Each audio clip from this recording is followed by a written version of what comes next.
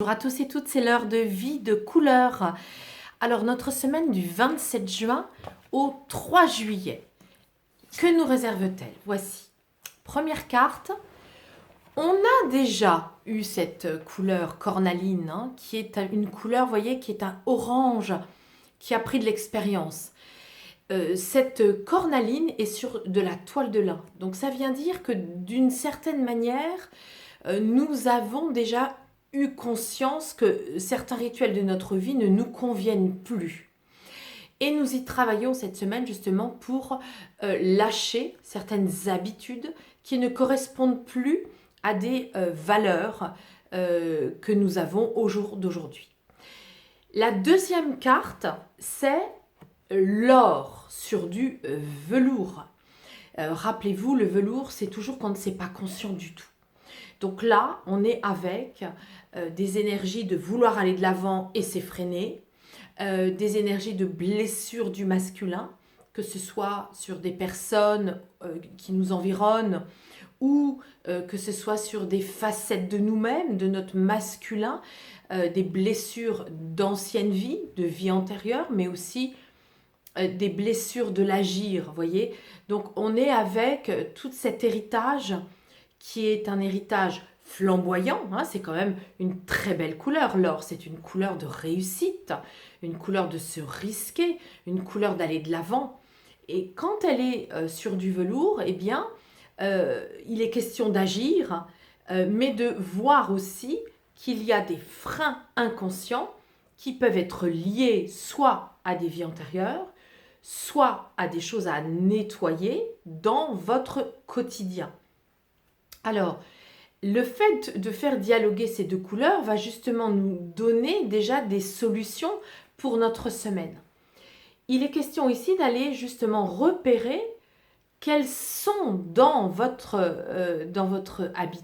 habitudes, quels sont les rituels, quels sont les actes que vous posez qui ne vous apportent plus de douceur, des actes qui ne vous conviennent plus et qui freinent justement votre agir, votre réussite, votre principe de vous réaliser. Là, ça peut parler justement d'habitudes qui font qu'on tourne en rond, on refait un peu toujours les mêmes choses, on n'ose pas agir d'une nouvelle manière, ça peut être de cet ordre-là. Voilà pour ce qui concerne l'oracle des couleurs, se connaître par les couleurs. Nous allons voir maintenant les deux cartes de l'oracle du cœur de vie. La première, c'est celle-ci, c'est le cerf.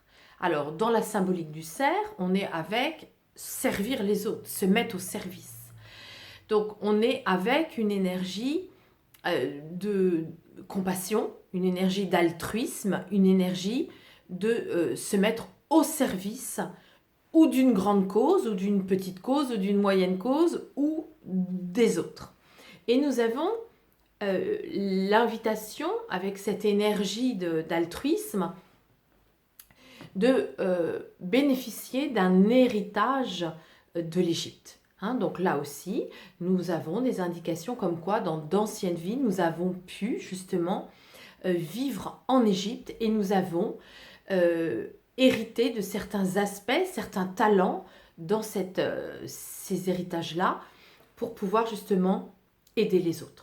Voilà, donc voilà dans les grandes lignes pour cette semaine. C'est une semaine qui va nous demander de revisiter nos habitudes de vie, d'aller voir ce qui ne nous convient plus, ce qui nous empêche justement d'agir pour libérer les freins. Vous pouvez évidemment venir me consulter aussi par rapport à ces freins de vie antérieure. Mais il faut entendre aussi que dans la cornaline, il y a la joie. C'est une énergie aussi de joie, de renouer avec sa joie intérieure pour pouvoir libérer les freins. Et puis, nous avons à regarder nos héritages égyptiens pour nous mettre au service des autres dans différents moyens, de différentes façons. Ça peut être bien sûr professionnel, mais ça peut être aussi dans sa vie personnelle, de voir comment nous pouvons aussi avoir de la compassion par rapport aux autres. Je vous souhaite une excellente semaine. Je vous rappelle que ce week-end, nous allons nous retrouver pour certains et certaines au stage des couleurs. Et puis bien sûr, pour d'autres interventions, que ce soit en individuel ou en groupe, vous allez sur mon site, regarder toutes les dates prochaines, www.viedecouleur.fr avec un S à vie et un S à couleur. À la semaine prochaine!